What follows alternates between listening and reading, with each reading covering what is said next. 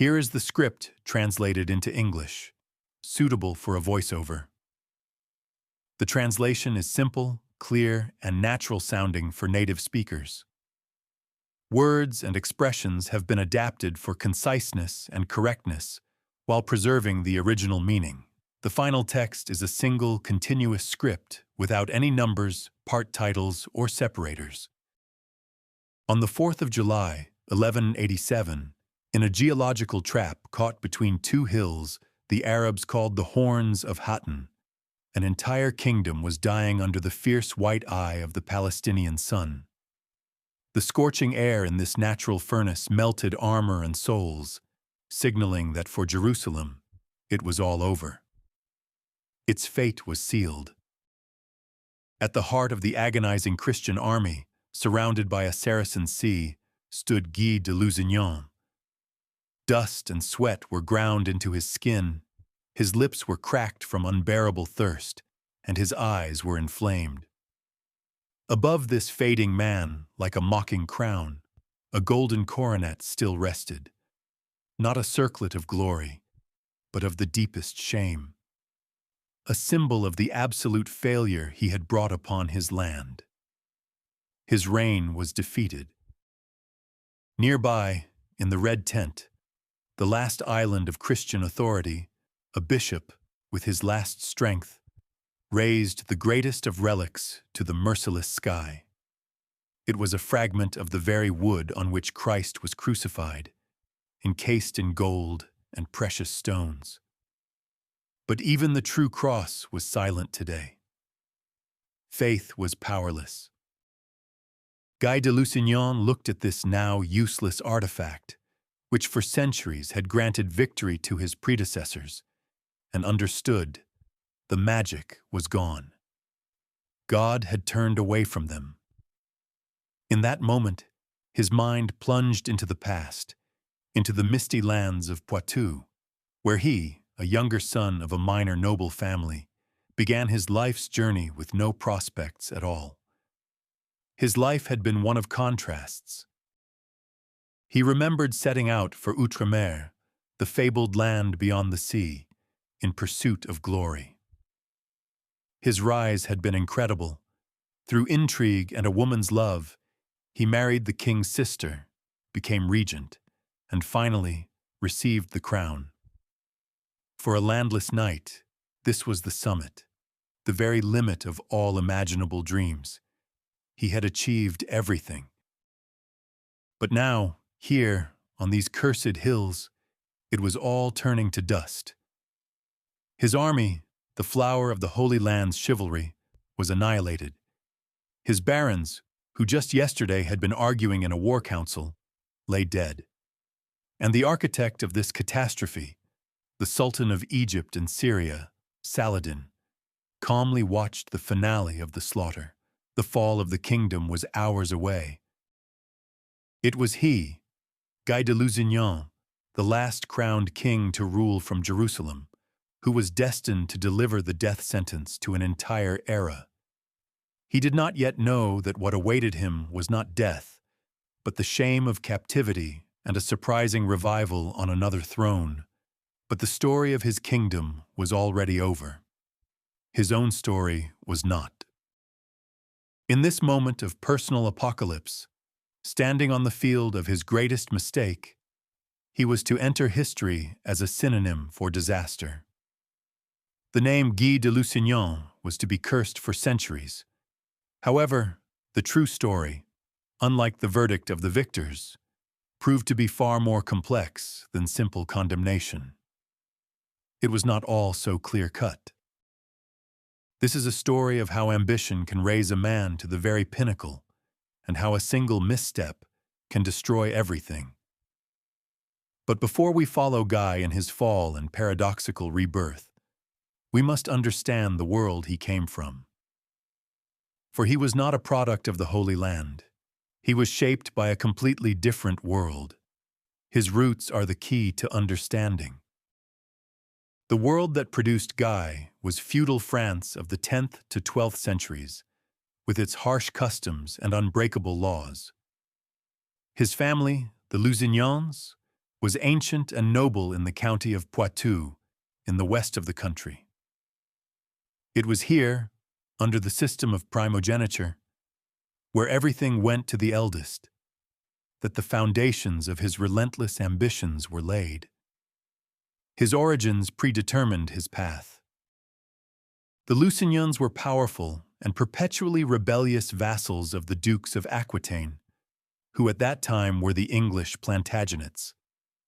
Possessing a huge castle, they were considered among the most influential lords in Poitou, a land of troubadours and endless feudal wars. Their origin, moreover, was shrouded in a sinister legend. The family was strong, with a dark past. According to legend, the progenitress of their line was the fairy Melusine, half woman, half serpent. She married a mortal, but left him when he broke a taboo and saw her true form on a Saturday, the day of her transformation. This myth, on one hand, gave the family a supernatural status, and on the other, hinted at their dual, cursed nature. There was magic and a curse in their blood. In reality, the 12th century Lusignans were known for their violent tempers. They constantly rebelled against their overlords, fought with their neighbors, and sought to expand their domains. Guy's father, Hugh VIII, was a typical representative of this warlike and ambitious family, who, unfortunately for his children, had far too many sons. They were aggressive and ambitious. The main drama for Hugh's 7 sons was the system of primogeniture. Simple and ruthless, it was designed to prevent the division of estates and preserve the family's power. According to it, absolutely everything, lands, titles, castles, was inherited only by the eldest son. The rest received nothing. Only one inherited. For the younger brothers, raised as aristocrats and warriors but without a scrap of land, this system was a veritable sentence. Deprived of rights to their father's inheritance, they faced a choice of only 3 possible life paths. Their future was bleak, and each path demanded its price. The first path led to the church. A career as a priest, abbot, or bishop could bring honor, power, and wealth. However, this choice required a complete renunciation of worldly life, marriage, and military exploits, which was entirely unattractive for the proud and warlike Lusignan family. The church was not for them. Their nature demanded something else. The second path was to become a landless knight in the service of a more powerful lord, be it a king, a great feudal lord, or even one's own elder brother. The goal of such service was to be rewarded with a fief or to marry a wealthy heiress. But this path was full of humiliation, dependence, and mortal risk. Service was demeaning and dangerous. The third path, the riskiest and at the same time the most tempting, led to the east. There, on lands reconquered from the Muslims, lay the Crusader states, which the Franks called Outre-mer, the land beyond the sea. It was a harsh world of the frontier, of perpetual war, but at the same time, a world of colossal opportunities. The East beckoned with prospects. For younger sons, Outre-mer was a true promised land, where the laws of primogeniture were not so strict. Here, a man was valued not for his lineage, but for his personal valor and strength of spirit. In this melting pot of cultures and peoples, a landless knight could marry the heiress of an entire barony, receive a rich fief, or even marry into the royal family.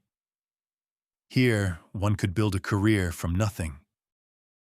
And it is no wonder that Guy de Lusignan, a skilled warrior with handsome features, but no future in France, turned his gaze to the east. Like thousands of others, he looked there in search of a better fortune, for it was his only real chance. For the Lusignans, however, this was not just a matter of career, but also a matter of family honor. Their grandfather had participated in the Second Crusade, and their father, Hugh VIII, went on a pilgrimage, fought at Harim, and died in the captivity of the Emir Nur al-Din. For his sons, the journey to Outremer was a way to continue their father's work and avenge his death. However, Guy's path to the east began not with a pious pilgrimage, but with a grave crime. Around 1168, he and his brothers ambushed and killed Patrick, Earl of Salisbury. As punishment, the Duke of Aquitaine, the future King Richard the Lionheart, exiled the brothers from their native lands. The crime closed their path in Europe. Now, Outremer became for Guy not a matter of choice, but the only path to survival. He was heading to the Holy Land not as a pilgrim, but as an exile and an adventurer with a tarnished reputation. Ahead of him lay either unimaginable fame and fortune, or an inglorious death in a foreign land. There was no turning back. Fate was preparing a paradoxical path for him, the greatest rise, which would make him a king, and the greatest fall, which would immortalize his name for centuries. But before we tell of his ascent, we must understand the complex and contradictory world he entered. An incredible destiny awaited him. The Kingdom of Jerusalem in the 1170s was a world of paradoxes. This island of the West, transplanted to the East, had, over a century of its existence, put down deep but very fragile roots. A society living under the constant threat of annihilation had achieved incredible luxury, culture, and political complexity. It was a fragile and astonishing world. Geographically, the kingdom was a narrow strip of land along the Mediterranean coast. On this thread, like precious stones, were legendary cities: Acre, Tyre, Beirut, Jaffa. But the true crown, the heart and soul of this world, was, of course, Jerusalem. It was a land of sacred cities. In the port cities, life was vibrant and diverse. Italian merchants from Venice, Genoa, and Pisa controlled trade with the East. And on the streets, languages and peoples mingled: French knights, Syrian Christians, Armenians, Greeks, and Jews. Latin, Arabic, Greek. All this created a unique cultural melting pot. It was a multicultural society. And the Frankish barons themselves, descendants of the first Crusaders, were no longer rough European warriors. Born in this land, they spoke Arabic, appreciated Eastern luxury, and advanced medicine. Many of them understood that the kingdom's survival required subtle diplomacy, not perpetual war with its neighbors. The local nobility had become Easternized. However, this prosperity was deceptive. The kingdom had a fatal demographic weakness. There were only about 150,000 Frankish Catholics. They were a ruling minority, surrounded by a sea of Eastern Christians, Muslims, and Jews, and beyond the borders, the Islamic world was already gaining strength, dreaming of expelling the infidels. They were in the minority and in danger. The center of this entire political web was the royal court in Jerusalem. And at the time of Guy de Lusignan's arrival, it was a hotbed of intrigue and personal tragedy. On the throne sat the young King Baldwin IV, who could have been great were it not for his terrible, incurable disease. Power was weak due to the monarch's illness. Baldwin ascended the throne at 13, already knowing his diagnosis. His tutor, the historian William of Tyre, once discovered that the boy felt no pain in his right arm. The doctor's verdict was horrific: leprosy. In the Middle Ages, this disease was considered not just an illness, but God's punishment, making a person an outcast. The king was doomed and cursed. And yet, despite the disease that relentlessly consumed his body, the young king showed incredible strength of spirit and statesmanship. He personally led troops into battle, commanding limitless respect from both his barons and his enemies. The pinnacle of his fame was the legendary Battle of Montgisard, where, at 16, he utterly defeated the huge army of Saladin himself. He was a great ruler in spite of everything. But everyone in the kingdom understood. His reign would not be long, and he would not be able to leave an heir. This fatal uncertainty gave rise to two warring factions at court, which waged a fierce struggle for control over the future throne. His imminent death sparked a brutal power struggle that would determine the kingdom's fate. The first faction, the party of the native barons, was led by the most powerful feudal lord of the kingdom, Raymond III, Count of Tripoli. He and his supporters, the powerful Ibelin clan, were born in the East, knew it well, and believed that survival required cautious diplomacy and peace with Saladin. The Old Guard was for peace. The second, the court party, or the war party, was united around the royal family, particularly the king's powerful mother, Agnes of Courtenay. The core of this faction consisted of new men, recently arrived knights adventurers from Europe who craved glory and wealth and despised the caution of the locals, believing only in the language of the sword. The newcomers were eager for war. The most striking and reckless representative of the war party was Reynold of Chatillon. A former prince of Antioch, he combined incredible bravery with extreme cruelty and greed. His constant pirate raids on Muslim caravans regularly violated all truces and provoked Saladin into retaliatory strikes. Reynold was the chief provocateur. The ailing King Baldwin himself, caught between these two factions, as between a rock and a hard place, struggled to contain their ambitions. But the main issue poisoning all politics was the fate of his sister, Princess Sibylla. For whoever married her, the heir to the throne would automatically become the future king of Jerusalem. Marriage to Sibylla was the key to power. Sibylla was beautiful and intelligent, but also easily influenced by those close to her and by her own passions. Her hand was considered the most coveted prize in the Christian world, fought over by European dukes and counts. However, fate decided otherwise, and her choice proved to be completely unpredictable for the kingdom's aristocracy. It was into this boiling cauldron of intrigue, fractured by party struggles, that Guy de Lusignan arrived in 1180. A nobody, an exile from Poitou, he had nothing but his knightly bearing, dazzling beauty, and the support of his elder brother, Aymery, who had already managed to make a career at court.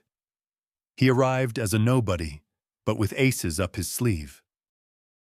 His path from exile to ruler was as swift as a falcon's flight.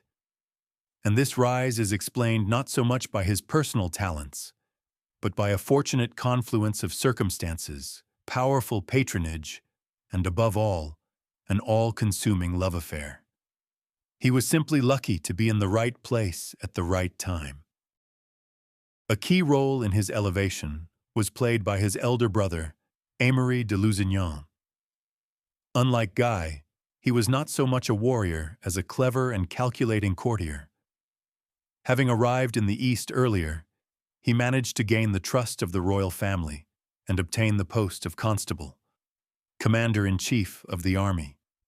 It was he who introduced his handsome younger brother into high society. His brother paved the way for him. Guy's appearance at a court, consisting mostly of battle-hardened and scarred warriors, caused a real sensation. His classical, almost divine beauty, as contemporaries wrote, stood out sharply against the general background. And most importantly, He was noticed by the one on whose attention everything depended. Princess Sibylla. His beauty became his main weapon. Sibylla at that time was a young widow with a small son, the future King Baldwin V. Her hand was the object of the most complex political games. The baronial party led by Raymond wanted to marry her to their candidate, Baldwin of Ibelin, while King Baldwin IV himself sought a husband for her among the highest aristocracy of Europe. Her marriage was a matter of state importance. However, the passionate and strong-willed Sibylla, upon seeing the handsome Poitevin, fell head over heels in love with him. As an Arab chronicler wrote, she loved him immeasurably, and this sudden, all-consuming passion of the heir to the throne perfectly coincided with the interests of the court's war party. Love decided the outcome of the entire political game. Agnes of Courtenay and her supporters saw Guy as the ideal candidate. He was handsome, of noble birth, but at the same time a new man, without lands or connections to the local aristocracy. This made him completely dependent and manageable. He was to become their puppet, their tool in the fight against Raymond and the powerful Ibelin clan. He was the perfect candidate. Events unfolded rapidly. In the spring of 1180, Raymond of Tripoli marched with an army towards Jerusalem to force the king to marry Sibylla to his candidate. Acting preemptively, Baldwin IV, succumbing to the pressure of his mother and sister, hastily married Sibylla and Guy de Lusignan at Easter. This wedding was a true preemptive strike in the political struggle. This marriage definitively split the kingdom. Raymond and his supporters, arriving at the capital, were furious, considering Guy an unworthy upstart. Voicing their common opinion, the chronicler William of Tyre wrote of the king's new brother-in-law with unconcealed contempt, calling him a frivolous and empty man. His rise provoked the universal hatred of the old aristocracy.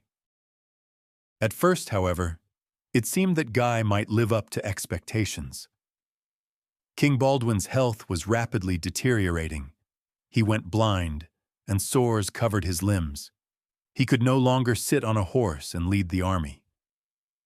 In 1182, he took a desperate step and appointed Guy de Lusignan as regent of the kingdom, giving him full power and a chance to prove his worth. He had received supreme power. He failed this test spectacularly. His very first challenge was an invasion by Saladin, provoked by another plundering raid by Reynald of Châtillon. Guy gathered the entire strength of the kingdom at the springs of Safuria. It was a huge and powerful army. However, when faced with the enemy, he showed extreme indecisiveness, never giving battle. He allowed Saladin to ravage the countryside with impunity and withdraw, which was considered an indelible disgrace. He showed himself to be a coward. The real catastrophe for his reputation occurred in 1183. Saladin besieged the castle of Kerak, where the wedding of Reynald's stepson and the king's half-sister was taking place. Guy again brought the army to the rescue, but history repeated itself. He again did not dare to attack. He simply stood and watched as Saladin, lifting the siege, withdrew unhindered. He failed again at a crucial moment. This passivity infuriated King Baldwin. He himself, though ill, had thrown himself into suicidal attacks at the age of 16, while his healthy brother-in-law twice hesitated to engage. The warrior king could not forgive such indecisiveness. He concluded that Guy was a worthless and cowardly commander, incapable of defending the kingdom. The king was furious at his incompetence.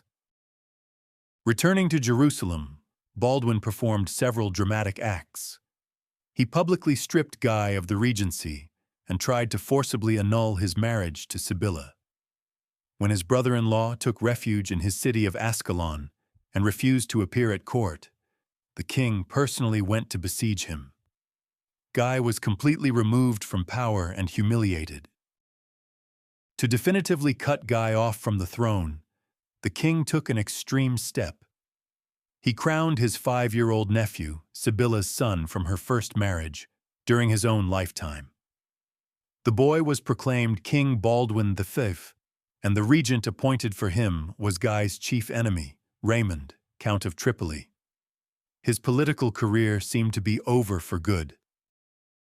It seemed that for Guy, it was all over. Ostracized from the court, stripped of power and respect, he sat in his castle, humiliated and defeated. But he underestimated two factors: the incredible persistence of his wife and the fragility of human life. Fate was preparing a new, even steeper and more unexpected turn in his story. This was not the end. To understand the reasons for Guy's rise and fall, we must for a time look away from him and focus on the main, central, and most tragic figure of this era, the leper king, Baldwin IV. His life was the axis around which everything revolved. He was the fading sun, in whose light everyone else, including Guy, was merely a shadow. Baldwin IV was the center of everything. Baldwin was both a miracle and a curse for his kingdom. A miracle because in his slowly decaying body lived the spirit of a true crusader and a wise ruler. A curse because his incurable disease made the future unpredictable, turning the court into a viper's nest of intrigue and power struggles. His figure was deeply tragic. His reign began with a miracle: the legendary victory at Montgisard in 1177. At that time, Saladin had invaded the kingdom with a massive army of 30,000 men, but made a fatal mistake by allowing his troops to disperse for plunder. The 16-year-old king, with a handful of knights, made a daring and seemingly suicidal decision to attack. He was capable of a miracle. The sudden and furious charge of the ironclad Frankish knights, led into battle by the young king himself, was like a bolt of lightning. Saladin's army, caught by surprise, broke into a panicked retreat. The defeat was total. The Sultan himself barely escaped. This victory secured the kingdom for years and earned Baldwin the reputation of a hero and a favorite of God. His courage brought a great victory. However, the disease progressed relentlessly. His face became covered with sores. He went blind and could not walk. He was carried onto the battlefield on a litter. The popular image of the king in a silver mask is most likely a beautiful artistic invention, not confirmed by contemporaries. But even in this state, he remained a king to his last breath. The body was dying, but the spirit was alive. When Saladin again besieged the castle of Kerak, Baldwin, no longer able to sit on a horse, ordered himself to be carried at the head of the army on a litter. The mere sight of this terrifying and majestic spectacle, a litter with a dying king at the head of the army, forced the Sultan, who had great respect for his enemy, to lift the siege and retreat without a fight.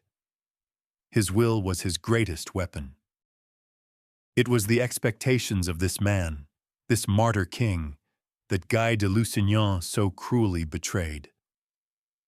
For Baldwin, his brother-in-law's passivity was not just a tactical error. It was a betrayal of the very spirit of the Crusader state, a spirit of desperate, reckless bravery that the king himself displayed to the world until his final day. Guy betrayed everything Baldwin believed in. The removal of Guy was an act of desperation. The dying king, who himself fought half dead, could not understand a healthy regent who did not fight at all. He saw the barons tearing the kingdom apart, and the coronation of his 5-year-old nephew was his last desperate attempt to build a system that would outlive him. He was trying to save the country after his death. Baldwin's plan was meticulously thought out. He appointed Raymond of Tripoli, the leader of the peace party, as regent for the young king. But to maintain a balance, he made Jocelyn of Courtenay, who belonged to the rival court party, the boy's guardian. And he transferred the key fortresses of the kingdom to the control of the independent military orders. He created a complex system of checks. Moreover, trusting none of his barons, Baldwin specified in his will that in the event of his nephew's death, the question of succession between his sisters, Sibylla and Isabella, should be decided by the highest authorities in Europe, the Pope, the Holy Roman Emperor, and the kings of England and France. It was a desperate attempt to prevent a civil war.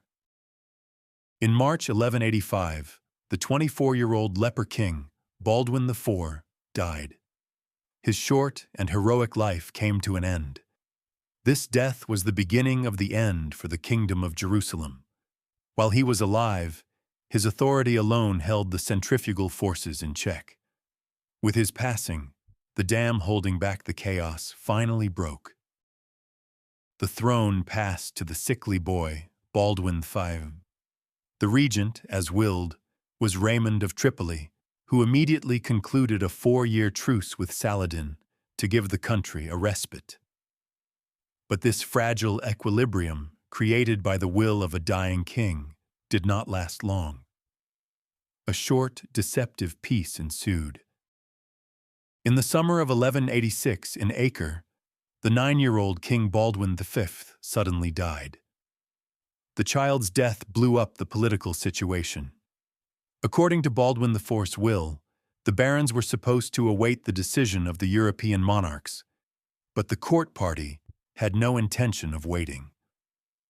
For them, this was the perfect chance to stage a coup and place their own candidate on the throne.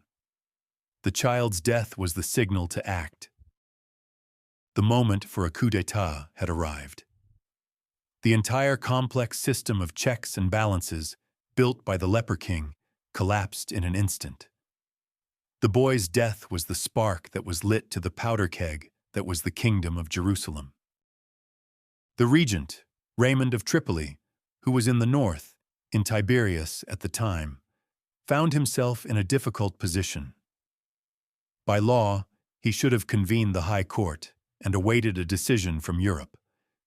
But he knew full well that his opponents at court would not sit idly by. They would act quickly, decisively, and with absolute unscrupulousness. And indeed, while Raymond was gathering his supporters in Nablus, the conspirators in Jerusalem began to act. At the head of the coup was Sibylla herself, who proved to be a powerful and cunning politician. She was supported by her uncle, Jocelyn of Courtenay, the master of the Templars, Gérard de Riedfort, and Reynald of Châtillon. Their plan was audacious and deceptive. First, the conspirators organized a lavish funeral for the young king in Jerusalem. This allowed them to gather their supporters in the capital and take full control of the city. Raymond and the barons loyal to him did not attend, fearing for their safety, and their absence was immediately presented as an act of disrespect to the deceased monarch. The funeral became a cover. As their next step, they secured the support of the corrupt patriarch Heraclius, known for his love of luxury. However, the main problem remained. The barons and the people were ready to recognize Sibylla as queen, but they categorically did not want to see her husband, Guy, on the throne, whose reputation after the failed campaigns was at rock bottom. Everyone was against Guy. Then Sibylla and her accomplices played out a truly brilliant and cynical combination. They announced that Sibylla would be crowned as the sole ruler. But for this to happen, to appease the barons, she had to publicly swear that she would immediately annul her marriage to Guy. In return, she was given the right to choose a new, more worthy husband for herself. The deal was struck. A solemn ceremony took place in the Church of the Holy Sepulchre. Patriarch Heraclius, in the presence of the masters of the orders, placed the crown on Sibylla's head. The first act of the drama was complete. Sibylla became the rightful queen of Jerusalem. The barons were pleased, not suspecting what awaited them next. And then the second act began immediately. The patriarch addressed the new queen and reminded her that she was a woman, and the kingdom needed a male ruler, a warrior king. He proposed that she, as agreed, immediately name her new husband, whom she would choose for the good of the state. The moment of truth that everyone had been waiting for had arrived. To the absolute astonishment of everyone present, Sibylla summoned Guy de Lusignan, who was standing to one side. She took the crown from her own head, and uttering the sacramental phrase, "Those whom God has joined together, let no man put asunder," she herself, with her own hand, placed the crown on her husband's head. She had deceived everyone and made Guy king. The stunned barons realized they had been shamefully outwitted. They had become unwilling participants in a farce that had brought the man they most hated to power. And the master of the Templars, Gerard de Riedfort, one of the architects of the coup, sneered that this crown was his personal revenge on Raymond of Tripoli, who had once stolen his fiancée. Only one old baron dared to protest, but his voice was lost in the general chorus. Meanwhile, in Nablus, upon learning what had happened, Raymond's party was furious. They refused to swear allegiance to Guy and proposed to crown their own monarch, Sibylla's younger sister, Isabella. The kingdom was on the brink of civil war. However, the opposition's candidate, the young and not overly ambitious Humphrey of Touraine, Isabella's husband, did not want a crown obtained at the price of blood. During the night, he secretly left the rebel camp, traveled to Jerusalem, and swore fealty to Guy and Sibylla. This act broke the will of the barons, and they, reluctantly, submitted, understanding that a war amongst themselves in the face of Saladin was suicide. The last one to refuse to recognize Guy was Raymond of Tripoli himself. In anger, he went to his domains in Tiberias and committed an act that many considered treason. He made a separate peace with Saladin, allowing his troops to pass through his lands. The leader of the opposition had made an alliance with the enemy. And so, Guy de Lusignan reached the pinnacle. Not through valor or talent, but as a result of his wife's cunning and a coup d'état. He sat on the throne, but the crown, obtained by deceit, sat uneasily on his head. He was the king of a divided kingdom, surrounded by flatterers and adventurers. And Saladin, watching this from Damascus, understood. His hour had come. While the kingdom of Jerusalem was consuming itself from within, through intrigue and power struggles, the process of unifying the Islamic world was being completed on its borders. At the head of this process stood a new, powerful leader, a talented commander, and a wise diplomat, whose main goal was the expulsion of the Franks from the Holy Land. His name was Saladin. The enemy had united and become strong. Saladin, a Kurd by origin, was not, like Guy, a chance adventurer. His path to power was long and difficult. Beginning his career in the service of the Syrian ruler Nur al-Din, he managed to become the Sultan of Egypt, and then, step by step, he united Syria and part of Mesopotamia under his rule, creating a vast empire. He was a serious and strong ruler. By 1186, his domains, like iron pincers, were squeezing the kingdom of Jerusalem from the south and east. Saladin himself was the complete opposite of the bloodthirsty Saracen image painted by European propaganda. He was known for his knightly nobility, justice, and mercy towards the vanquished. Their enemy was powerful and noble. Even among the Frankish barons, he commanded respect. But the main goal of his life was the liberation of Jerusalem, which for Muslims is the third holiest site after Mecca and Medina. The presence of infidels in the holy city was an unhealed wound for the Islamic world, and Saladin saw himself as the surgeon who must heal it. The return of Jerusalem was his life's work. For a long time, he avoided full-scale war, concluding truces with Baldwin IV, whom he deeply respected.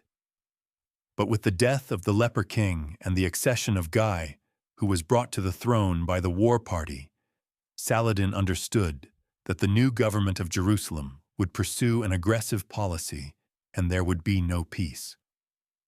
The change in power untied his hands. The catalyst that shattered the fragile peace was Saladin's old enemy, Reynald of Châtillon.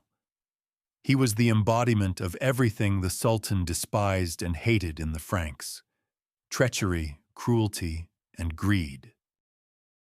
Reynald, a younger son from a minor French family, had arrived in the East with the Second Crusade. He was known for his reckless bravery and cruelty.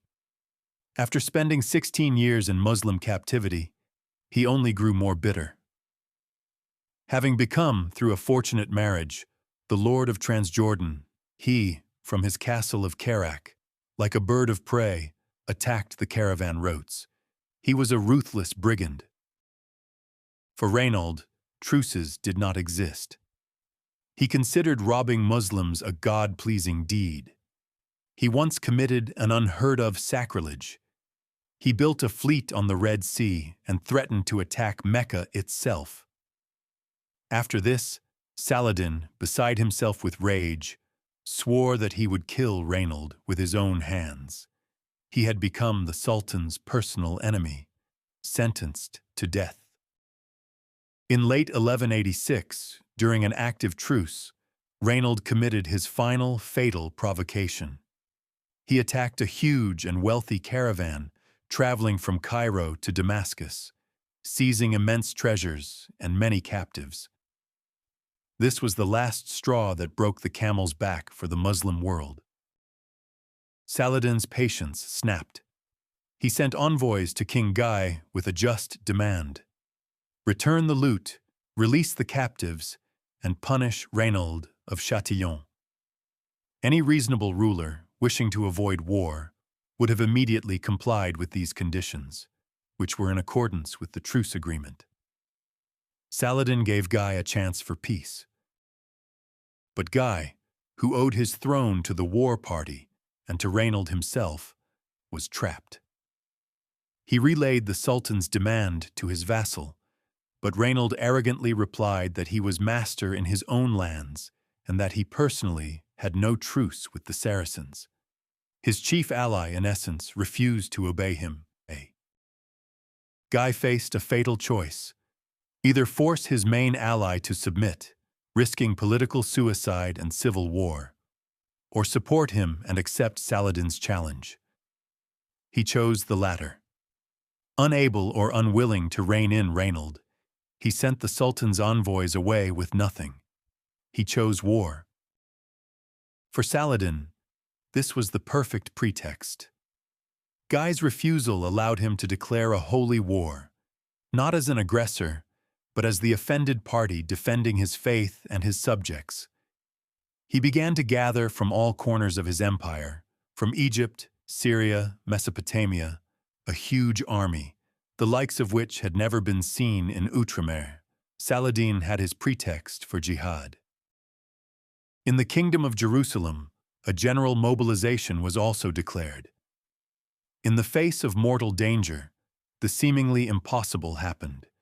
Even Raymond of Tripoli, understanding that survival was at stake, reconciled with the king. He broke his separate peace with Saladin and brought his troops to the royal army. In the face of the enemy, all were united. In the summer of 1187, the two armies met in scorching Galilee. The world held its breath. The campaign that would decide everything, the fate of Jerusalem and the fate of Guy de Lusignan himself, was about to begin. The decisive battle was starting. At the end of June, the entire military might of the Kingdom of Jerusalem gathered at the springs of Sapphira. It was a picturesque and strategically perfect position. The abundance of water and pasture, as well as the advantageous terrain, made the Frankish camp virtually impregnable. Attacking them there would have been pure suicide. The Christians had an ideal position. The army Guy had assembled was the largest the kingdom had ever fielded. About 20,000 soldiers, including 1,200 heavily armed knights, the flower of the aristocracy, and thousands of warrior monks from the Templar and Hospitaller orders. With them was their chief holy relic, which inspired confidence in victory, the true cross. Their army was incredibly strong. Saladin's army was larger, but he well understood the disadvantage of attacking a fortified camp. His plan was different: to lure the Franks out of their impregnable position onto open, waterless terrain where his light and mobile cavalry would have a decisive advantage. For this, he devised a diabolically clever bait. The enemy decided to use cunning. On the 2nd of July, 1187, Saladin besieged the town of Tiberias, located on the shore of the Sea of Galilee. This town belonged to Raymond of Tripoli, and most importantly, his wife, Countess Eschiva, was in its citadel. This was a blow not only to the kingdom, but also to the honor of one of its chief leaders. The trap had been sprung. News of the siege of Tiberias caused a storm in the Christian camp. Guy immediately convened a war council. It was in his tent that evening that the fate of the Kingdom of Jerusalem was decided. The moment of fatal choice had arrived. Raymond of Tripoli was the first to speak. Knowing the terrain and Saladin's tactics better than anyone, he wisely and, as it turned out, prophetically stated that the siege of Tiberias was an obvious trap. He said he was willing to sacrifice his town and even his wife, but not the entire kingdom. The road to Tiberias lay through a waterless desert, and the army would die of thirst before even reaching the battle. He insisted that they should stay put. Saladin could not maintain a long siege and would eventually withdraw. The loss of Tiberias was a heavy blow, but the loss of the army was the end of everything. Most of the experienced barons supported his flawless logic, and Guy seemed to agree with him. The council was dismissed. The sensible decision had been made. However, that night, Raymond's personal enemies, the master of the Templars, Gerard de Riedfort, and Reynald of Châtillon, came to the king's tent. They began to whisper poison into the ears of the weak-willed monarch. Gerard de Riedfort, Count of Tripoli's personal enemy, directly accused him of cowardice and called his wise counsel the advice of a traitor. They played on Guy's sorest point, his insecurity and his panic-stricken fear of appearing a coward again, as he had at Kerak. They appealed to his royal duty to protect his subjects, and Guy broke. Being a weak man, susceptible to others' influence, he could not withstand the pressure. His weakness led to a fatal decision. He reversed his decision from the previous day and gave the deadly order to march on Tiberias at dawn. On the morning of July 3rd, upon hearing the trumpets announcing the start of the march, Raymond exclaimed in despair, "The war is over, we are betrayed to our deaths, and the kingdom is lost." But as a loyal vassal, he obeyed and led the army's vanguard, marching towards its doom. The 25-kilometer march into hell began. Under the scorching sun, across a waterless, scorched plateau, the army moved slowly forward. The water quickly ran out, and the main enemy became a torturous, maddening thirst. The red-hot armor turned into personal ovens, and dust choked the lungs. The march was sheer torture. Saladin, learning that the Franks had fallen into his trap, immediately moved his forces to meet them. His light horse archers surrounded the stretched-out Christian column. They showered it with a rain of arrows, not engaging in close combat, constantly wearing them down and sowing panic. The Saracens also set fire to the dry grass, and the acrid smoke worsened the Christian suffering. The enemy began to wear them down. By evening, still short of their goal, the exhausted and dehydrated army was forced to make camp for the night in a dry valley near the horns of Hattin. There was not a drop of water here. Saladin's army immediately closed the circle of encirclement. All night, the Muslims kept the Christians from sleeping, maintaining a hellish noise with drums and shouts, breaking their spirit before the final battle. At dawn on July 4th, it was no longer a battle, but an agony. The infantry, crazed with thirst, broke ranks and tried to break through to the distant Sea of Galilee, but were almost completely wiped out. The remaining knights clustered around the royal tent and made several desperate charges. During one of these, Raymond of Tripoli and his contingent managed to break through the encirclement. According to some accounts, Saladin, out of respect for his old adversary, himself ordered his soldiers to part and let Raymond's force pass. All the others were doomed. The last desperate fight raged on one of the hills, where the king still stood in his red tent with his last handful of knights.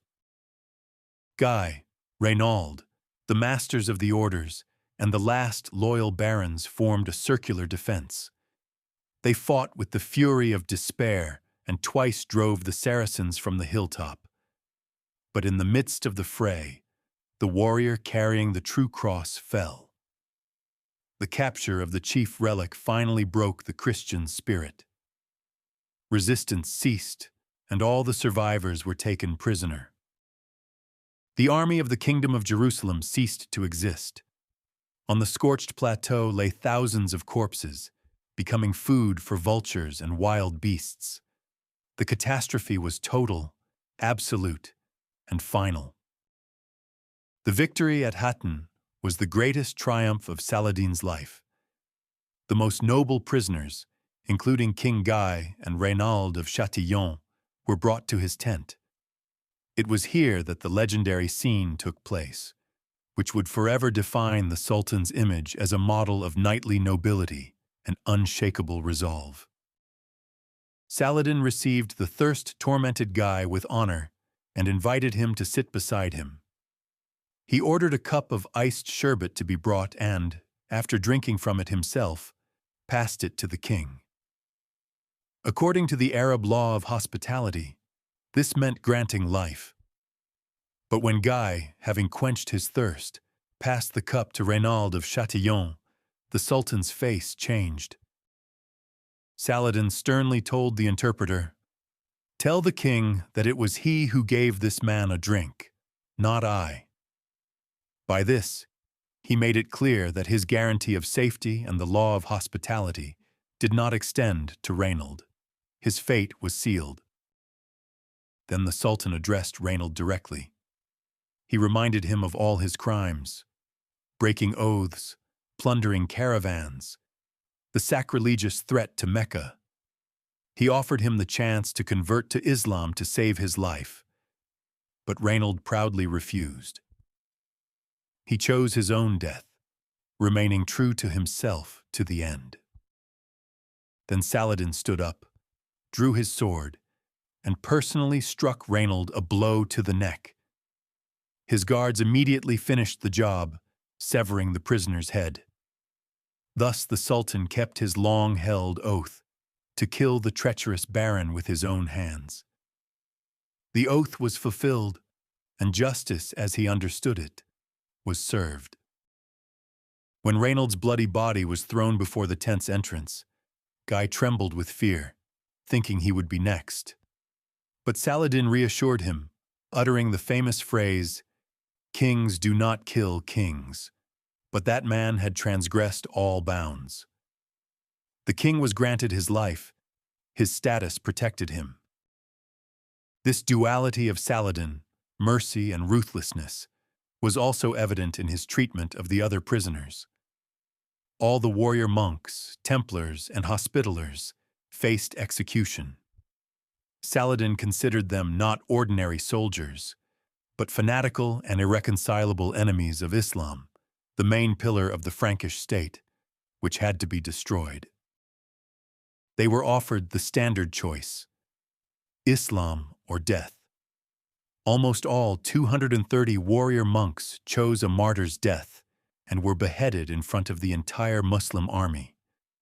This brutal act, though necessary from Saladin's perspective, was intended to break the military power and spirit of Outremer. The elite of the army was executed. For Guy de Lusignan, a long period of honorable captivity began. He, along with other noble barons, was sent to Damascus, where they were treated with the respect due to their rank. But he was a king without a kingdom, and while he was a guest prisoner, his state crumbled like a house of cards. The victory at Hattin left the country completely defenseless. There were no garrisons left in the cities and castles. Saladin's army marched swiftly through Palestine. Acre, Sidon, Beirut, Jaffa, Ascalon, the cities surrendered one after another. By September 1187, almost the entire kingdom, except for a few fortresses and the port city of Tyre, was in his hands. Finally, Saladin approached his main objective: Jerusalem. The city's defense was led by Balian of Ibelin, one of the few barons who had managed to escape captivity at Hattin. There were very few soldiers in the city, but Balian organized a desperate resistance, knighting all boys over 16 and even common citizens. Jerusalem resisted, but it was doomed. When Saladin's engineers breached the wall and the city was doomed, Balian of Ibelin went to negotiate with a desperate ultimatum. He threatened that if the Sultan did not show mercy, the defenders would destroy the Muslim holy sites, the Dome of the Rock and the Al-Aqsa Mosque, and fight to the last man. Saladin, not wishing for the destruction of the holy city, agreed to merciful terms of surrender. He allowed all Christians to leave the city alive in exchange for a ransom: 10 dinars for a man, 5 for a woman, and 1 for a child. For that time, these were incredibly lenient terms, especially compared to the massacre the Crusaders had carried out when they took the city in 1099. The victor showed unprecedented mercy and nobility. On the 2nd of October, 1187, a day that for Muslims was the anniversary of the Prophet Muhammad's ascension, Saladin triumphantly entered Jerusalem. The cross was removed from the Church of the Holy Sepulchre, and the Muslim holy sites were purified. After 88 years of Frankish rule, the holy city was Muslim once again. An era had ended. For the Christian world, the fall of Jerusalem was a shock and served as the impetus for organizing the Third Crusade. And Guy de Lusignan, hearing all this news in his honorable captivity in Damascus, seemed to have been definitively written off by history. But fate had one last chance in store for him. This was not the end of his story. In 1188, Saladin committed a noble but, as it turned out, short-sighted act. True to his word, given over the cup of sherbet, he released Guy from captivity. He made him swear an oath that he would never again take up arms against the Muslims and would leave for Europe. The act was chivalrous, but politically mistaken. Once free, Guy immediately found a priest who easily released him from his oath. The justification was simple and in keeping with the spirit of the times. An oath given to an infidel has no force. A word given to an enemy of the faith did not have to be kept. Guy was a king without a kingdom. The surviving barons were holed up in the only city that had held out, Tyre. But the defense of Tyre was now led by a new, ambitious, and energetic leader, recently arrived from the west, Conrad of Montferrat. A new player had appeared on the scene, who would determine Guy's future fate. Conrad, unlike Guy, proved to be a talented and decisive commander. He managed to repel Saladin's attacks on Tyre twice, and quickly became the hero and savior of the remnants of the kingdom. Many barons, remembering the catastrophe at Hattin, now saw him as their leader, not the disgraced king. Conrad became the new hero. When Guy, along with his freed wife Sibylla, arrived at the gates of Tyre, he faced the greatest humiliation. Conrad of Montferrat refused to let him into the city, stating that he was holding it for the future Crusader kings from Europe. The king of Jerusalem found himself an exile, with no place in his own kingdom. It seemed that this time, Guy was finally broken. His situation was pathetic. Anyone else in his place would have given up. But it was here, at the very bottom of his fall, that he displayed a quality completely unexpected by everyone, an incredible stubbornness, bordering on recklessness. An unknown strength awoke within him. He, whom everyone considered weak and indecisive, committed an act of incredible audacity. Gathering a few hundred loyal knights, in August 1189, he marched south and laid siege to the huge, well-fortified port city of Acre. It was unthinkable, a pure gamble, a handful of men besieging one of the strongest fortresses in the east. This venture, akin to a mouse trying to swallow an elephant, at first only made Saladin laugh. He was confident he could easily destroy this tiny contingent, but he was mistaken. The great and epic siege of Acre began, which would last for almost 2 years and become the central event of the Third Crusade. Guy's camp, outside Acre, like a magnet, became a center of attraction for all Christian forces arriving from Europe. And soon, the situation was turned on its head. The Christians were besieging the Muslim garrison in Acre, while Saladin's huge army was besieging the Christian camp itself from the land. A unique double front was formed. Life in the camp was terrible. Famine, disease, constant attacks. But Guy de Lusignan, who had failed as a commander at Hattin, surprisingly proved to be a steadfast and persistent leader in conditions of positional warfare. He personally participated in battles, maintained the morale of his soldiers, and refused to surrender even in the most hopeless moments. In the siege, he proved himself a hero. However, in the autumn of 1190, a terrible epidemic broke out in the camp. Among the thousands of victims were Guy's closest loved ones, his wife, Queen Sibylla, through whom he had received the crown, and their 2 young daughters. Sibylla's death was not only a personal, but also a political catastrophe for Guy. His only right to the throne was his marriage to her. Now that the queen was dead, his claims to the throne became more than doubtful, and his opponents, led by Conrad of Montferrat, immediately took advantage of this. Conrad's party pulled off another cynical political maneuver. The legitimate heir was now Sibylla's younger sister, Isabella. Despite the fact that she was married, the conspirators forcibly abducted her, annulled her marriage, and immediately married her to Conrad. The rival had seized the heiress and, with her, the right to the throne. As a result, in what remained of the Kingdom of Jerusalem, there were 2 kings. Guy de Lusignan, who had lost his legal right to the throne but continued to command the army at Acre, and Conrad of Montferrat, married to the legitimate heiress. The Christian camp, already in a desperate situation, was split in two. In the spring of 1191, the main forces of the Third Crusade arrived on the shores of the Holy Land. They were led by the two most powerful monarchs in Europe, King Philip II Augustus of France and King Richard the Lionheart of England. Their arrival was supposed to decide the outcome of the war, but only exacerbated the internal division. The arrival of the great kings brought European politics into the Crusader camp.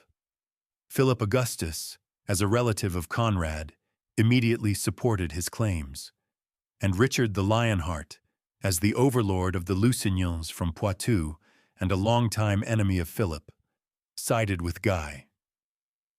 The dispute over the crown of Jerusalem became the main bone of contention between the leaders of the crusade.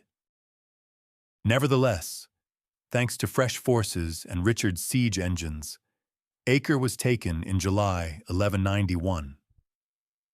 It was the first major Christian victory since Hattin. But the question of the crown had to be resolved by a compromise. It was decided that Guy would remain king for life, and after his death, the crown would pass to Conrad and Isabella. This decision satisfied no one. Soon, Philip Augustus left for France, and the local barons, who saw a stronger and more capable ruler in Conrad, continued to pressure Richard, demanding that the crown be transferred to him immediately.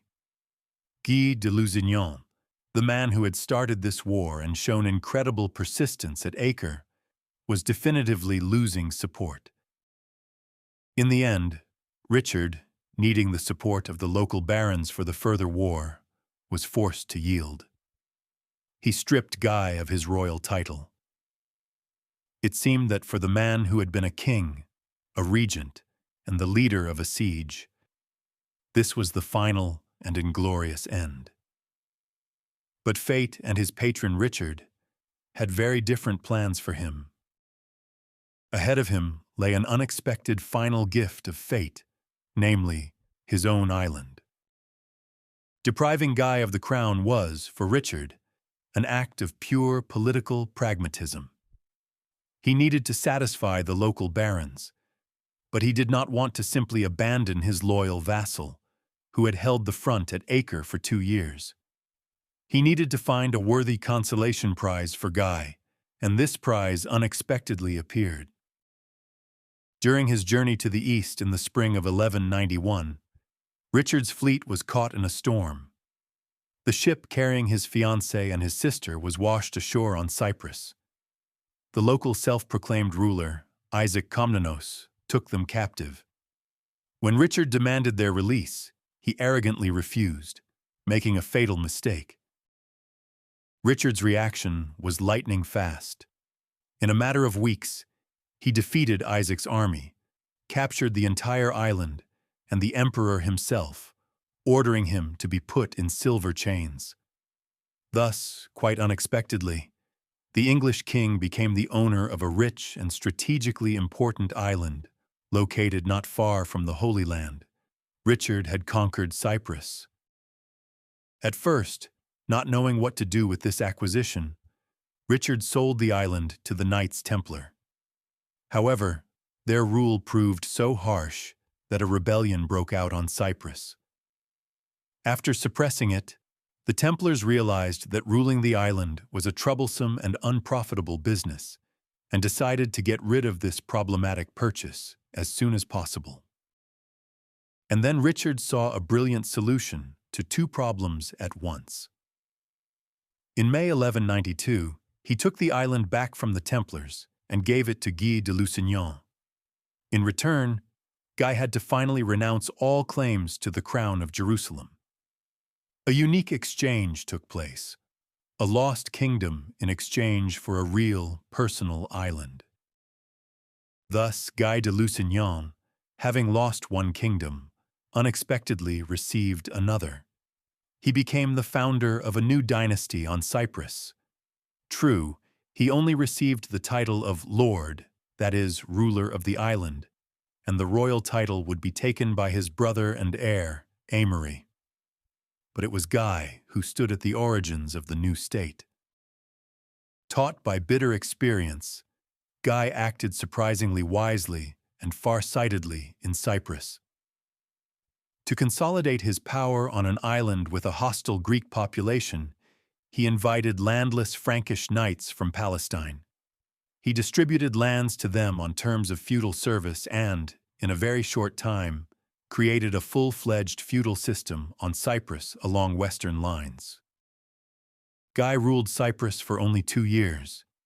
He died in 1194, not yet 50 years old, and was buried in the Templar church in Nicosia.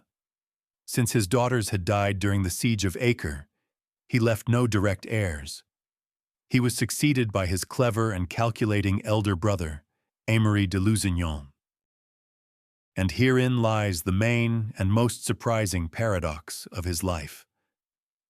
The man whose name is forever associated with the catastrophe and loss of the Kingdom of Jerusalem became the founder of another kingdom, which proved to be surprisingly long-lived. The Lusignan dynasty ruled Cyprus for almost 300 years, outlasting the Kingdom of Jerusalem itself and many other states of the era. So who was he, this Guy de Lusignan?